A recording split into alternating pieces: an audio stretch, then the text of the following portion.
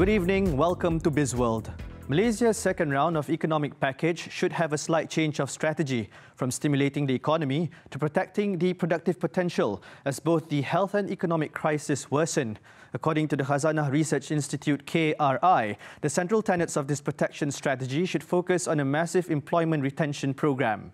This is to ensure households have enough resources to ride out the pandemic in the next few months as firms take cost-cutting measures. At present, the government is working on a second stimulus package, which is expected to be announced on March 30th, 2020. The package will be in addition to the 20 billion ringgit economic stimulus package announced in February.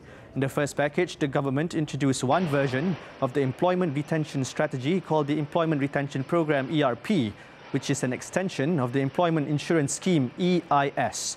The ERP has a 600 ringgit payout to employees who are forced to take unpaid leave. Meanwhile, Malaysian Employers Federation MEF is appealing to the government to bear 80% of the employees' salaries during the Movement Control Order MCO.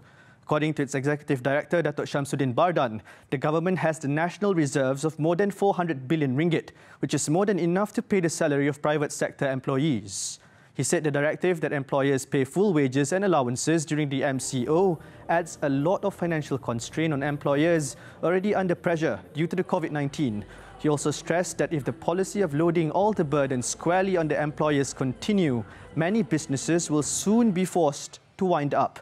The UK government recently announced it will pay 80% of salaries of up to 13,000 ringgit a month for those not working due to the COVID-19 outbreak in an unprecedented economic rescue plan. Citing the retailers, for example, they desperately need assistance to manage three big cost items, namely rentals, salary payment and payment to statutory contributions like EPF, SOCSO and EIS.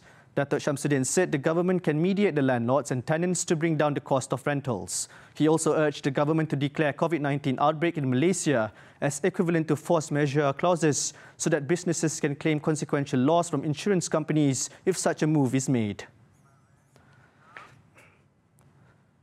RAM Rating Services Berhad's overall outlook on domestic inflation for this year has become significantly more dovish amid the plunge in global oil prices. The rating agency anticipates it to shift lower through the rest of the year at an average of 0.7% for the full year versus its earlier projection of 1.7%. The rating agency in a statement said the price of Brent crude nosedived from $45.3 per barrel on March 6th to $27 on March 20th following the OPEC Plus deal collapse and compounded by feeble demand due to COVID-19. OPEC's surplus daily production capacity currently stands at about 2 million barrels. The lower global crude oil prices will translate into cheaper retail fuel under Malaysia's current floating fuel price regime, which in turn will ease overall domestic inflation in 2020. The International Monetary Fund IMF expects the novel coronavirus pandemic COVID-19 will cause a global recession in 2020 that will be as bad as 2008 financial crisis or worse. According to its Managing Director, Kristalina Georgieva, the outlook for global growth for 2020 is negative. However, it expects to see a recovery in 2021. The outlook for global growth. For 2020, it is negative. A recession at least as bad as during the global financial crisis or worse. But we expect recovery in 2021.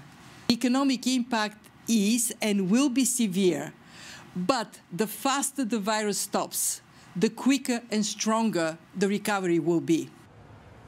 She added that the human costs of the coronavirus pandemic are already immeasurable and all countries need to work together to protect people and limit the economic damage. Investors have already removed $83 billion from emerging markets since the beginning of the crisis, which is the largest capital outflow ever recorded.